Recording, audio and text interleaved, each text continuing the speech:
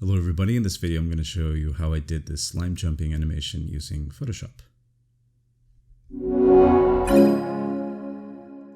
So I'm using Photoshop, but you can do this in a sprite, for example, if you'd rather. So the trick I usually use is to make all the frames in one layer, and every frame of the animation I just shift the layer to the side, and I use two black bars to sort of hide the rest of the frames that I'm not really worried about. So the frame that I'm working on is the one that gets the most view. So this being a slime jump animation, this is going to be a gumdrop shape basically that needs to squash down to sort of gather energy for the jump.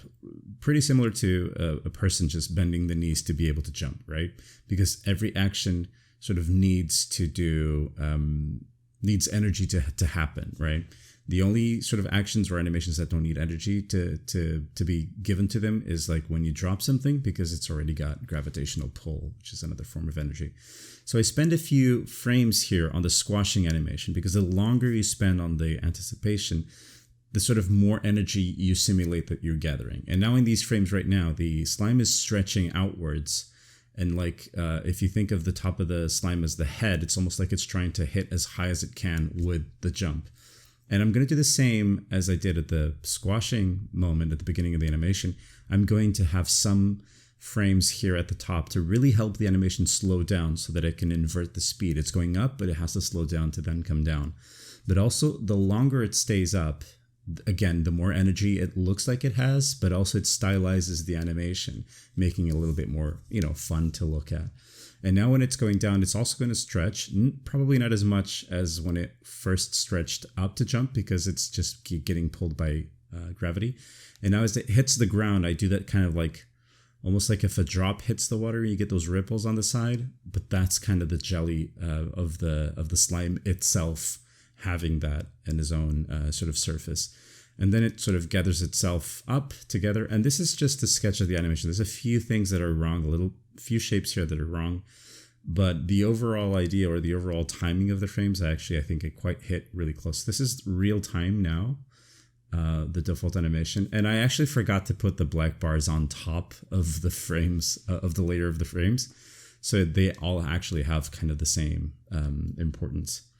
Now, I'll do a bit of fixing here and there depending on the shape of the layer. And there's also the fact that it jumps up using most of the right side. So as it jumps up, I want the right side to get there first, and then have the left side sort of clumple up on the left and give it some sort of twisting on its shape. I think it'll help it become more interesting. So there's a few changes that I did. I also changed the speed to be a little bit slower. This is again real time. And the jump now being a little bit slower kind of feels heavier, feels like there's a little bit more weight to the slime, even though one of the most common mistakes is actually using time frames that are too fast, making the animations just too fast. I'm doing now the idea of the slime being translucent, or being like a blobby green with some transparency. And what I'm painting in is the shadow of the inside of the blob, but then using the same green as I had before to kind of create the idea of a refraction, or a caustic refraction inside of the object, to show that it's translucent. But really the benefit is that as the object stretches, I can change the shape of that refraction shape inside of the slime to kind of provide more information on how the volume is stretching and how it's changing shape because of how it's moving. So that adds layers of information to the animation. And some of these people won't pick up when they're looking at it, but subconsciously it just provides more information to the brain, and it makes the animation a little bit more believable. For example, here I'm changing the shape of the outline, but it also means that I have to change the shape of the sort of transition between the refraction shape or highlight and just the shadow of the refraction part of the slime.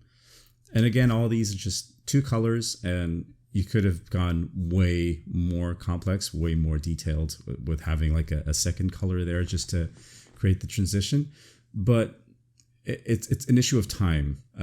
I had this idea of pushing the refraction shape to the left, but it looked a little bit odd. Now I'm picking a highlight shape, or basically a highlight color for doing a little glossy shape on the inside. And again, this is the brightest you'll be on the inside of the slime. And it can't be brighter than the outside because the brighter is direct reflection and the inside is refraction, meaning that the color on the inside of the slime has already been tainted by the color of the slime itself.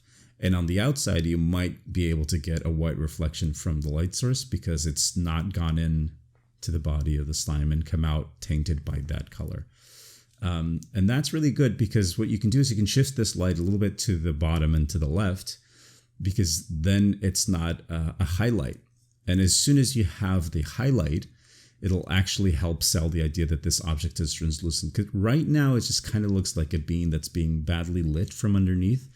But that little glossy highlight actually helps in two things. It helps show that there's an outer surface, that the greens that we have before are actually the inside of the object.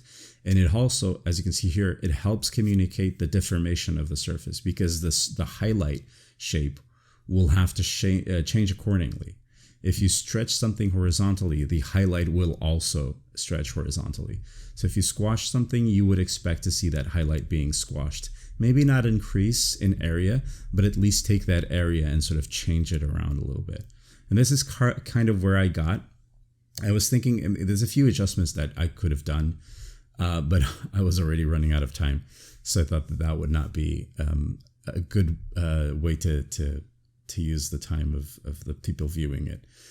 Adding a third color on, actually a fourth color on the green, just for a deeper shadow. And this shadow, I just did it now because I think it's more useful to do it when you have an idea of where the highlight's going to be, but also where the inside shapes are going to be. Because you could have started with that one and then build the others along, but I really don't like the tendency that has to generate pillow shading, which is, one of the most common styles of pillow shading for beginners, and is absolutely wrong. And you should, as much as you can, try and learn how to avoid that. And these are eyes that I just made. Now the eyes are different. The eyes are in one layer and they never change shape. And that's on purpose because then they now act as an anchor for what the, let's say, head, and I'm doing air quotes, of the slime is, and how much that sort of shows the intent of the movement, right? If the eyes are on the right side, and here we can see again in real time, the eyes now there, and they're not actually, I didn't clean them up. I didn't really move them correctly or fix every frame, but they do help show the direction of the slime, and also the sort of, again, the anchor point, the center of mass of the slime. This is a whole, the one layer with all the frames, as you can see. And I'm using this trick. I try using stroke, but there's no way to use Photoshop's stroke without a generating anti-alias, so that's a bad idea. And I use this other trick I have, which is to duplicate the pixels up, down, left, and right, and then invert the selection and flood fill that selection I had with a darker green. And now I just go in and shade the right side of that outline to sort of match the highlight, not the refraction, but the highlight, because the outline should be a reflection of the Fresnel effect on your character. And with the extended black lens here on the right to sort of just cover up the other frames a bit more, this is what the animation ended up becoming. It looks very blobby, looks like a blob of liquid, less viscous, as I was thinking more jelly, but not so much. This actually kind of looks like a bag of water or something. But I think the feel and the animation is still there. And I hope you enjoy this and that you learned something. Take care.